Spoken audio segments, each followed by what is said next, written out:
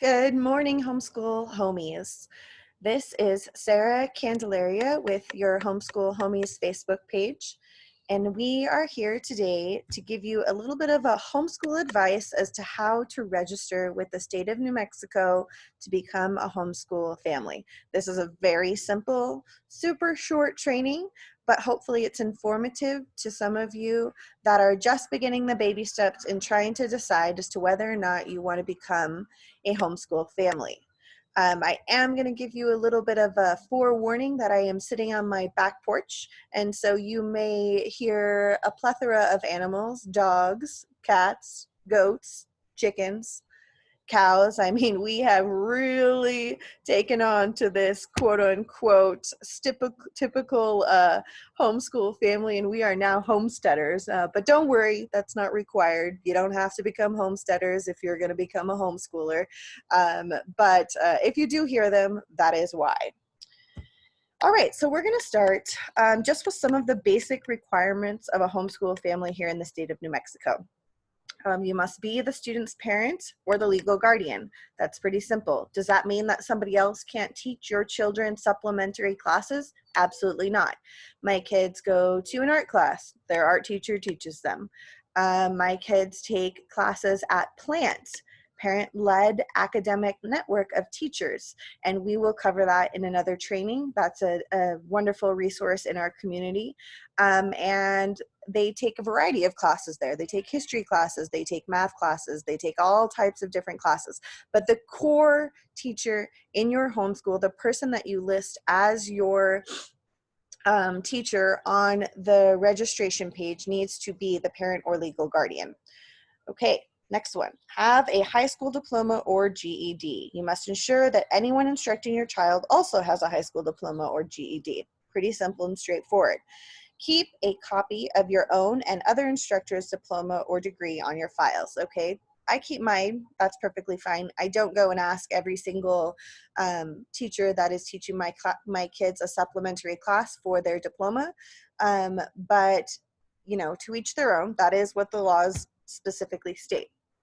Meet minimum instructional hours established in Section 22-2-8.1 NMSA 1978 and Section 22-12-2 NMS 1978. Yes, I actually read all of those out loud. And don't worry, I'm going to totally explain to you what those actually mean.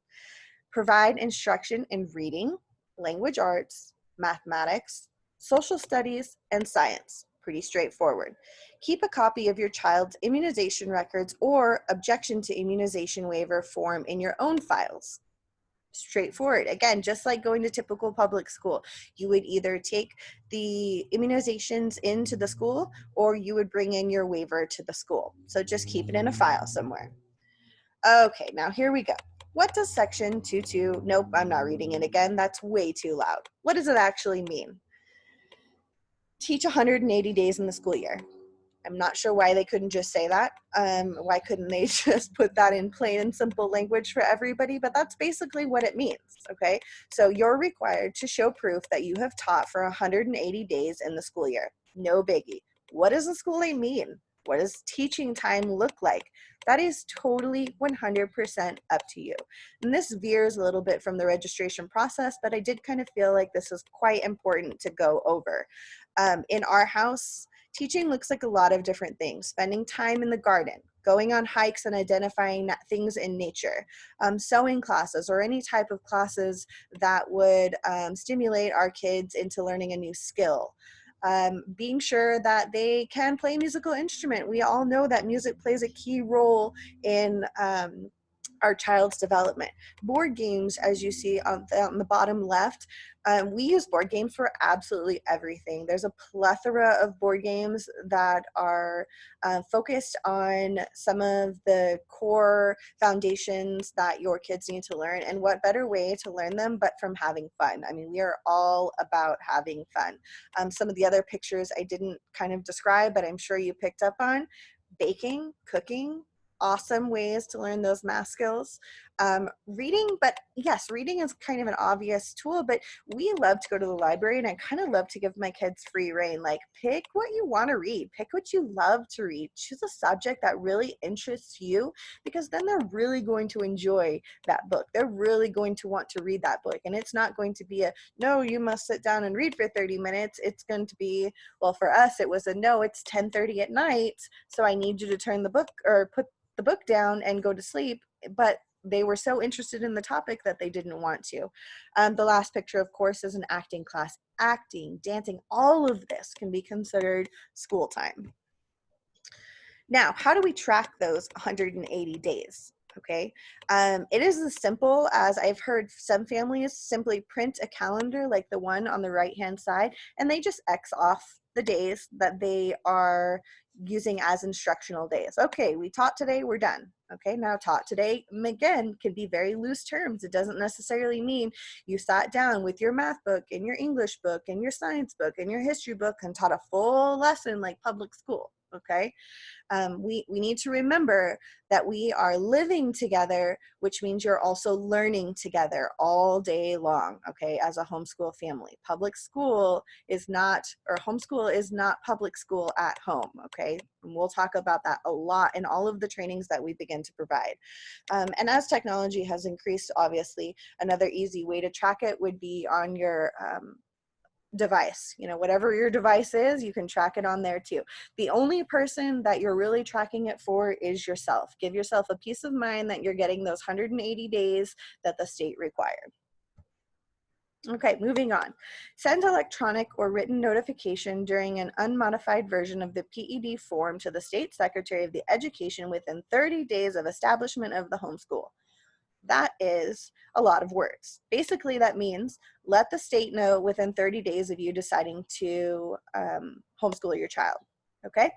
Now, all children that need to be registered under homeschooling are children that are of school age. So if you have a 4-year-old that you're doing schoolwork with at home and you're prepping them from kindergarten, you don't actually need to register with the PED, okay? You don't actually have to register until they're the appropriate age to attend a public school kindergarten, okay? And then, of course, renew the homeschool's establishment every year on or before August 1st by submitting or by written or electronic notification to the state. Now, I'll totally tell you, I completely forgot about it this year until I sat down to do this training. And then I just registered my own kids because we are renewing our registration. Now, I'll just give you a little bit of background too. We are renewing it for 2 of my kids, and my high school kiddo came home during COVID in March or whenever COVID hit, and now we are renewing for him as well because we have decided that's what the best step is for us. So, and we'll talk a lot about high school kids and additional training too. Okay, so here is the PED homeschool system website. I'm going to see if my computer will allow me to walk you right through it. Now, the issue is here. Obviously, you'll see my information is already added on to this website. Okay, so you can see it right here. It's my login information. What you're going to do is actually go to create account. I was debating whether or not I wanted to do that with you and set up a false account, but I think I'm going to wait, and I'm just going to have you go and do create an account. Okay, when you create an account, it's pretty straightforward. It asks for very basic information. It shouldn't be an issue. But what I am going to do is I'm going to log in and I'm going to show you what it kind of looks like. Okay, now when you go up here to the parent, you can add a child or parent. Yours, when you first log in, will have nothing. Mine have my 3 children, and of course you can see their birth dates, so please, you know, maybe don't look at that. When you go up to the top, you can add a child, okay, or enroll a child. When you add a child, you'll add their basic information. It'll bring it up in a chart like this, okay? And then you'll actually have to enroll them afterward. Just because you add a child doesn't mean that you're actually enrolling the child, okay? So it's a 2-step process. Add the child and then click here to enroll the child, okay? That is pretty much as basic and simple as it truly is, okay? It doesn't need to get any harder than that. I am going to go back to our slideshow. Oh, maybe I'm not. Sorry. We all know technology these days. Okay, so that's it. That's really your registration training in a nutshell. Of course, Melissa and I from Homeschool Homies are here to help you anytime that you need us. And there are a lot of what's next, okay? We will be providing training for those parents that have brought homeschoolers home that are in high school. What can you do with your high school student? Be sure that you're submitting your questions for our live panel interviews on July 6th and July 8th. We have a general panel interview of a few veteran families from a wide variety of situations. And then on the 8th, specifically a panel interview for working families and families that are, you know, mom and dad are both working, or mom is working and staying home with the kids, and this weird time of trying to fit everything in. And it can be done, I promise you. I work full-time and homeschool our kids, and it is a challenge sometimes, but it is a challenge that's completely worth it. So I hope this was informational for you, and I hope that you reach out to us if you have any additional questions. You are always welcome to email me at Sarah, SARAH, at nmwildlife,